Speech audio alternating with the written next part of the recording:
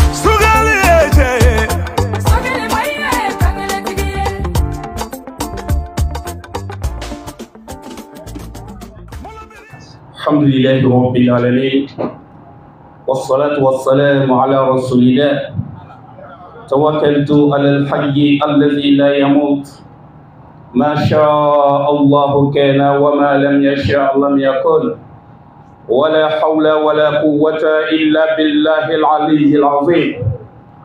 الحمد لله. Je voudrais d'abord avant tout propos, la cérémonie qui nous réunit aujourd'hui, c'est un titre de rappel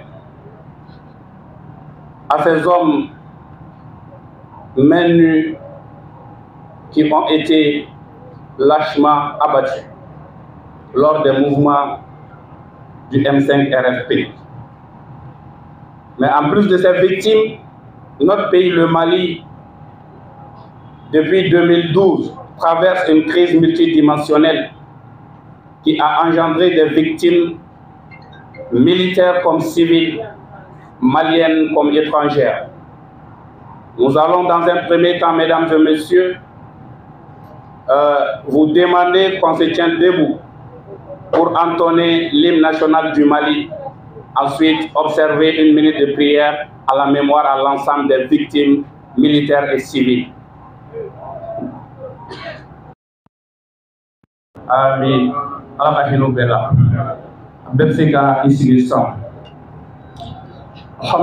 Rabbil Alamin.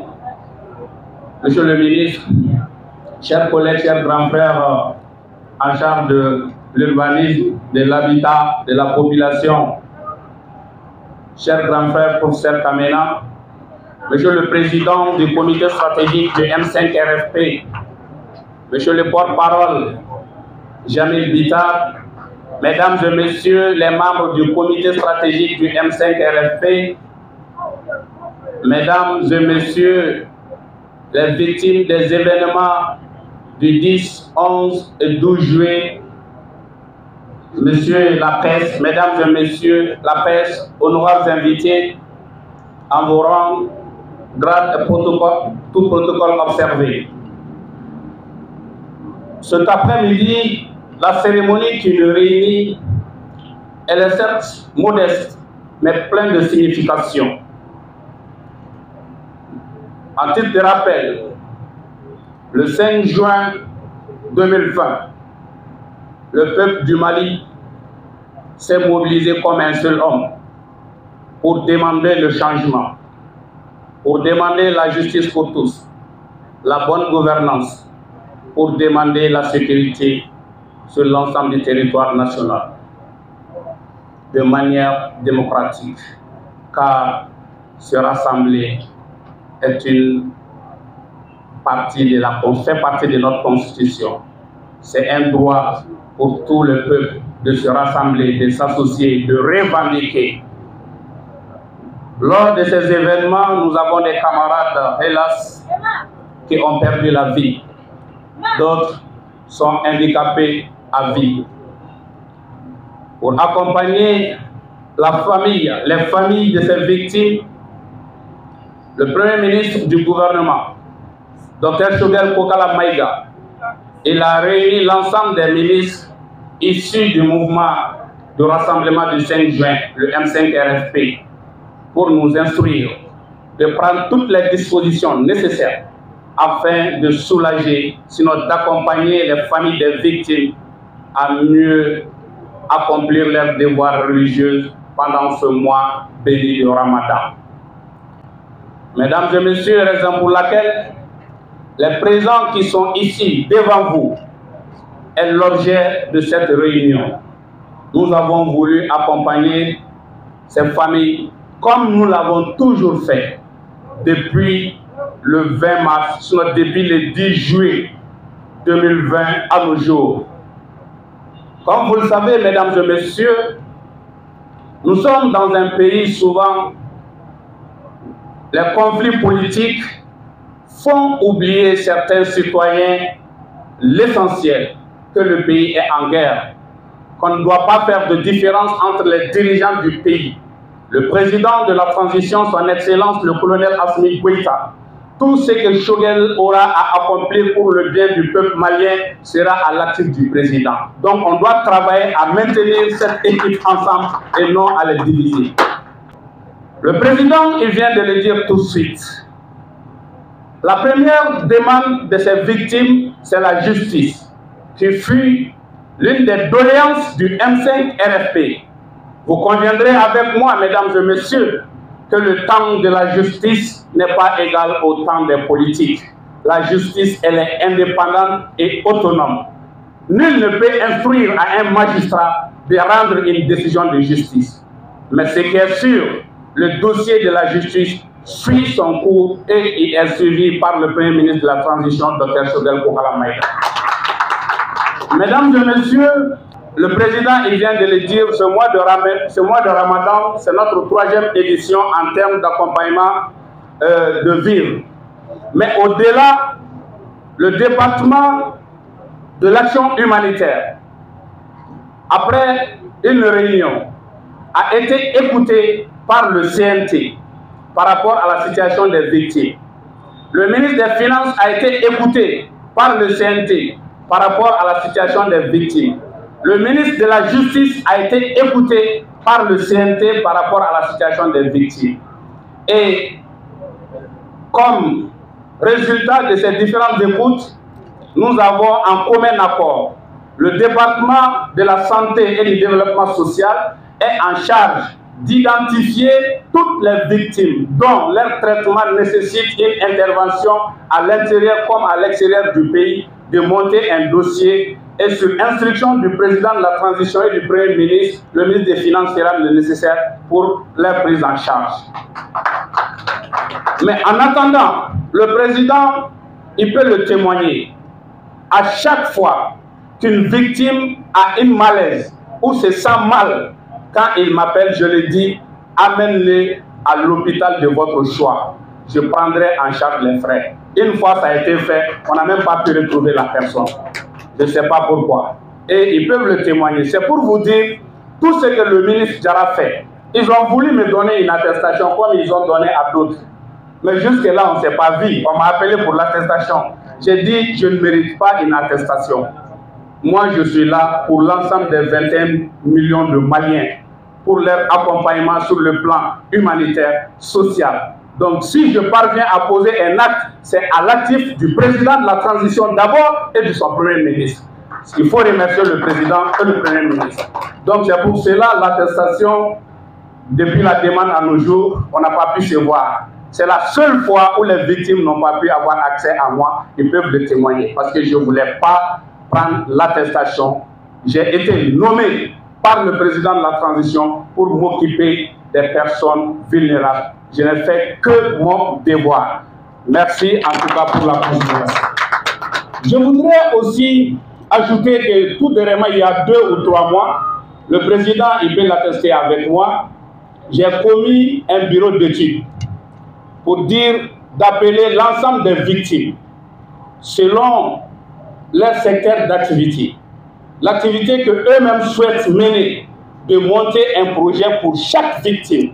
Et Inch'Allah, nous allons nous battre pour financer ces projets. Le président, il est là. Et je pense qu'ils sont en contact avec le bureau d'études par rapport à l'identification et au montage du projet pour chaque victime. Ce que je voulais dire, ceux qui communiquent souvent négativement contre le gouvernement par rapport à la gestion des victimes. C'est leur opinion. Mais nous devrons travailler à réunir l'ensemble des Maliens.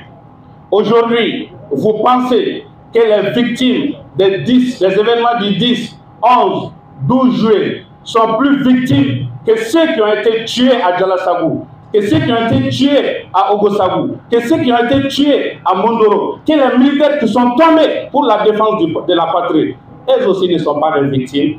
Le gouvernement fait une gestion globale. Raison pour laquelle il y a eu une loi qui a été votée, portée par le ministre de la Réconciliation, le colonel-major Ismaël Ouadi. Et cette loi procédera à la réparation de l'ensemble des victimes. Toutes celles ou ceux qui ont été victimes par rapport à cette crise, ou bien avant cette crise, Inch'Allah, seront récompensés, sinon seront récompensés par l'État du Mali sur instruction du président de la transition, son excellence le colonel Assimi Goïta. Nous sommes humains. À la place de nos cœurs, nous n'avons pas des pierres. Mais sachez que la gestion d'un État dépasse la gestion des cas isolés. Aujourd'hui, ce que le M5 a combattu, c'est quoi? C'est de donner la priorité à ceux qui sont proches. C'est ce que nous avons combattu. Donc aujourd'hui, sachez que ce soit les victimes du 10, 11, 12 juillet, que ce soit l'ensemble des victimes de cette barbarie des terroristes, Inch'Allah, connaîtront leur réparation. C'est une promesse du président de la transition et de son premier ministre. Mesdames et messieurs, je voudrais, pour terminer avec la langue de Molière, une fois de plus, inviter ici. Nous avons les acteurs de ce nouveau Mali qui sont sous ces standards. Il y a beaucoup d'autres aujourd'hui qui sont ailleurs. Nous nous sommes levés pourquoi? Pour un nouveau Mali. Et ce nouveau Mali, il ne s'agit pas d'amener un nouveau type de Malien. Ce pays a des valeurs. Ce pays a été fondé sur des valeurs. Il s'agit de renouer avec l'ensemble de ces valeurs pour que nous puissions réussir la refondation. À savoir, être véridique, être honnête, avoir peur de la chose publique, prôner l'amour du bien-être de ton prochain. Le Mali est un pays de dignité. Nous devrons cultiver cette dignité. Je lance un appel à la jeunesse, surtout la jeunesse du M5. Vous qui êtes sur les réseaux sociaux, vous qui êtes dans les débats télévisés, il faut opposer les arguments contre les insultes. Notre pays, on peut nous insulter, on peut nous vilipender, mais sachez que le Mali a des valeurs. Le Mali a des valeurs. Et ces valeurs, le respect dû aux autorités en font partie. Le respect dû à l'âge, le respect dû à l'autorité religieuse, le respect dû aux personnes âgées en font partie. Donc nous sommes dignes et honnêtes, nous devrons travailler à rassembler et non à diviser. Le M5 a mené la lutte. C'est pour cela que j'ai toujours dit que ce mouvement n'est pas un individu. Je le maintiens, c'était un esprit, l'esprit du changement. Tous ceux qui sont dans cette logique sont pour le Malinois. Ce qui nous unit est beaucoup plus important que ce qui nous divise. Pourquoi on ne peut pas se mettre ensemble? Le moment où toute l'Afrique est fière de notre pays, c'est en ce moment que les filles et les fils de ce même pays s'adonnent à des insultes, à des querelles inutiles qui ne nous servira à rien qu'à notre perte ou à notre échec. Donc faisons tout pour mettre les Maliens ensemble. C'est cela que nous allons faire le nouveau Mali.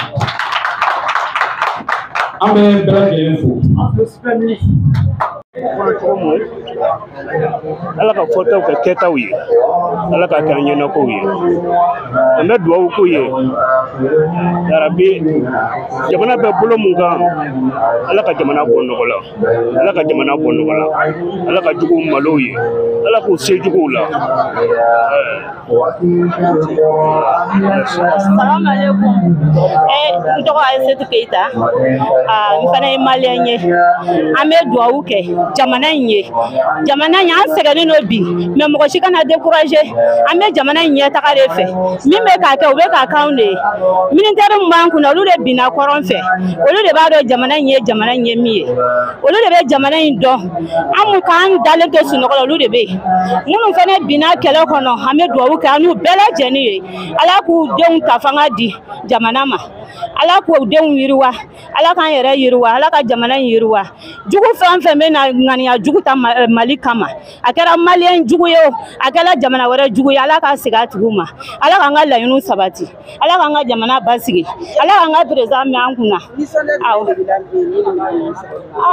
minɛn in kɔni sɔrɔli ayiwa an bɛ duwawu kɛ jamana de minɛn in a bɛ se k'a dun ka ban mais duwawu in a bɛ halisa an bɛ duwawu kɛ ala ka jamana in basigi jamana in hali n'an sira kɔngɔ la a t'an tɔɔrɔ an bɛ yɔrɔ min na bi basigi o de ka d'an ye ni jamana fɛngɛ tɔɔrɔ ye a ka basigi n tɔgɔ Aïssatou Keita awɔ ayiwa bi fɛn dili ayiwa n bɛ duwawu dɔrɔn de kɛ n tɛ foyi kɛ basigi kɔ ni basigi bɛ yen nin tɛ di o basigi kana dɔrɔn